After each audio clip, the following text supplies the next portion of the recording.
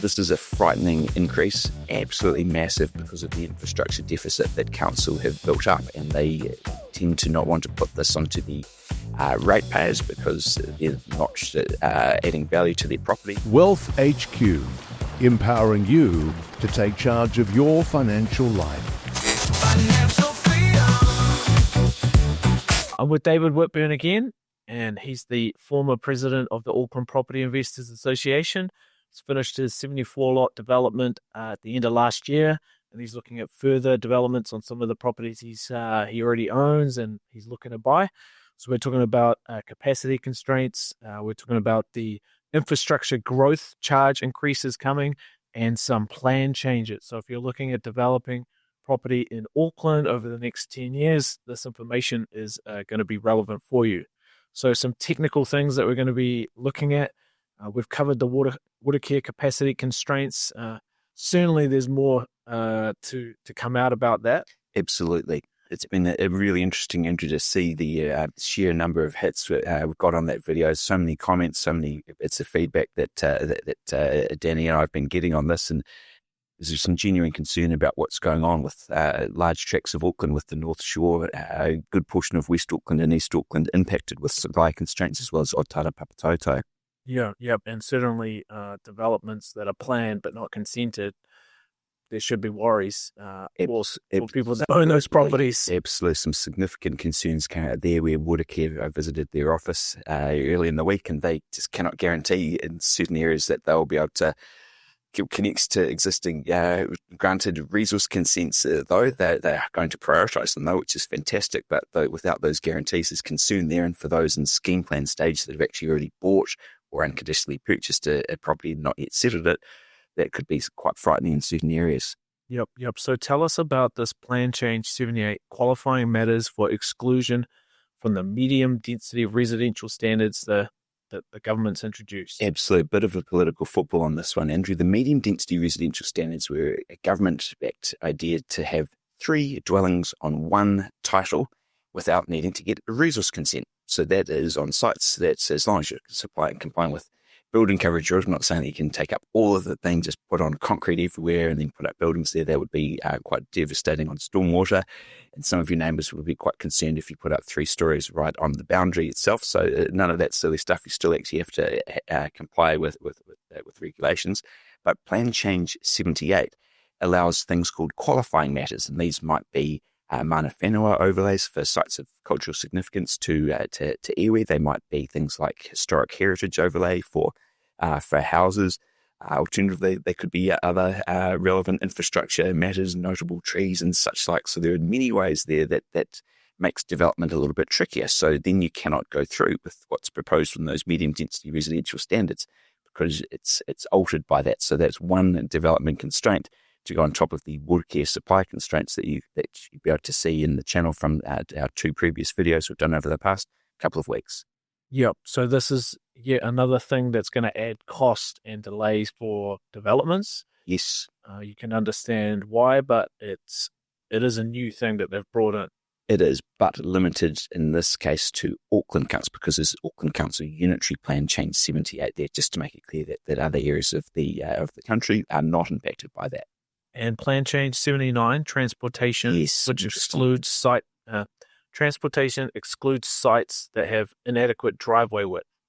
Absolutely. The driveway width is the most relevant change for this. This is going to further constrain and make things a bit more difficult there. So this third alteration there after Watercare and Plan Change 78 means that a driveway width must be 3 metres wide plus a 1.4 metre strip that's raised, and that's, say, to put prams, bikes, pedestrians on it. Interesting. That means 4.4 metres there. Now, that's going to hurt quite a few rear sites that often only had a 3 metre wide driveway, give or take. So this is going to rule out quite a few sites. It's something that has been desired for some time, and Council now pushed this one through. It means that quite a few sites are no longer going to be developable. It also increases the impervious surface area to get that 1.4 metres on a rear site. All of that, when you take away the length, that it's going to increase that. So it's going to offset your coverage calculations, throw them out a little bit. So you're looking at a lower site yield as a developer. So that's actually going to fundamentally drive the land value down a little bit. Yeah, certainly over the last few years, that 3 meter driveway width has been this magic number. So what you're saying now is that number is no, vastly different. It's vastly different, and it's quite concerning only because there are examples of in the CBD things like Fort Street that have shared spaces there where it's not raised and might be cobbled, and as a result, it's on grade the same level as well. And I appreciate that it's a lot wider, but that's an interesting change there, and that's something that you really got to be aware of for your new applications, that you are complying with that plan change 79. There are a couple of other things in terms of loading bays and EV chargers on larger developments that you need to be aware of in that one too. Yep. But the main one is that driveway width being 4.4 meters. May well be that you need to chat to your neighbours in some cases. Often there are double drives, one on each side, so you might be able to get around that through having an easement. That's the maybe it's the right of way for vehicles and pedestrians to pass and repass, otherwise for services such as your electricity, water, maybe even your drainage. So it's conversation, and being nice to your neighbours always a good thing, but it's extra important now. Yeah. And I mean, narrow sites are definitely going to be impacted more than those wide sites. Yes, absolutely, to make sure that we've got this adequate access on your front sites as well. The front site's going to have that driveway with the parking width on it too, so it might change your configuration on that. We do have quite a few narrow sites in Auckland, so this is going to be something that drops the site yield a little bit as well. So it's just something to be aware of when you're going out making offers there, that your density is something you thought that you could do 9 lots on. Well, maybe you're only doing 8 or 7. So it's going to be a significant value driver and change. And that's this plan change 79. When was this released, and when does it come into play? Yeah, the Plan Change 79 came out a couple of months ago, so digesting it through now, and it's being processed now by Auckland Council planners too. They're taking that into account already. Yeah. So it's really interesting, scary stuff for this too. Absolutely. So yeah, we've got so many things coming up in this, and it's development is something that's fantastic. It's a way to transform the value of a property. I love development because you're able to take a site and add some really significant value to it by just using a bit of your property intelligence.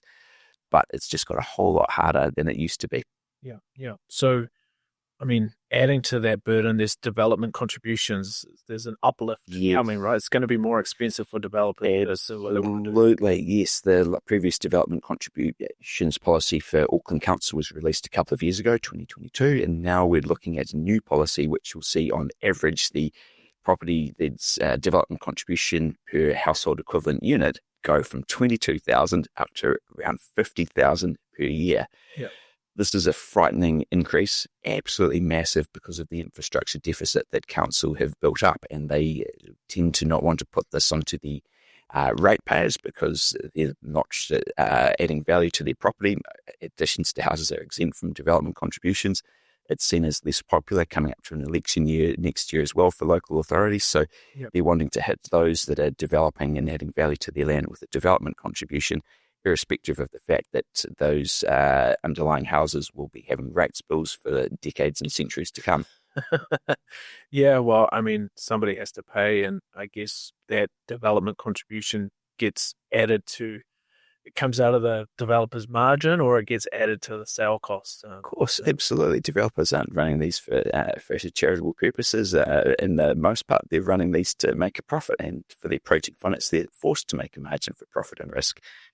But something I do want to highlight in these areas is some areas are going to be going up far more significantly than others, and these are contained in certain maps from this policy. We'll put out a few notes on this too. But what's happening is there are areas like Tamaki, which is areas including Panmure, Glen Innes, Point England. They're going to be seeing a significant hike around Westgate as well. There's another area there, and I guess the far northwest area too, and that'll clip into some of West Harbour, Massey West also. That's going to go up as well. Just working on one to get around this right now. Got the survey work already done, and I'll get the application in before Christmas. But that'll go up from on average 21k to 91k in that area. So that's a $70,000 increase. So there's a cost for not taking action, $70,000 per dwelling. So I can only tell the viewers to take action now. If you've got a property that you wanted to develop, don't just sit on it and wait. Because when Auckland Council sit and actually pass that resolution, They've indicated that they're not going to wait until the 1st of July like they typically do. They'll implement it immediately. So you really want to get your application in. And there are a couple of other areas that will let you know about too in a separate separate update. Yeah. So we'll let you know about it. We'll let you know about a couple of other areas in a separate update. Yeah. So I see that there's basically a $9 billion shortfall over the next 30 years, and that's why these developer contributions are going up. Yes. In the Northwest, going from 25,000 to 98,000, Mangere 18,000 to 29,000, Mount Roskill 20,000 to 52,000, Tamaki 31,000 to 119,000. There's a lot of areas that are going to become a lot more expensive to develop in, and some properties that might have been feasible might not be now. Absolutely, it's frightening. Some of these levels going up. So some of these development contribution changes are coming 27th of February next year, right? A couple of months away. Yes. I guess if you own a property that's impacted by this, you really want to get advice much sooner. And if you're looking at buying something, you really don't want to be using old knowledge. No, absolutely. Things are changing so quickly. There are these 5 constraints that have happened there: Watercare supply constraints, plan change 78 with the qualifying matters and the medium density residential standards, the plan change 79 on transportation and the driveway widths, the development contributions increase, and the 5th change being the Watercare infrastructure growth charge increase, and that's in the 1st of July next year. There's no substitute for seeking some expert advice. You should, at first instance, speak to an expert planning consultant about these and what these mean to you. It's got a whole lot harder. It's still a great thing to do, but you must do it in a safe way and do as much as you can to de-risk this so you can take calculated risks to build your wealth going forwards. Yep, and regularly talking to Watercare and to the council until you get in the answers you need to, and it might be that they say we don't know yet, and you just have to keep chasing them up. Absolutely. Yeah. Okay. Great. Well, if there's any questions or comments about what's going on with these developer developments in the next couple of months, leave them below, and don't forget to subscribe. Okay. Smash and like the subscribe button. Smash and like. Financial freedom. Financial freedom. Wealth HQ, empowering you to take charge of your financial life.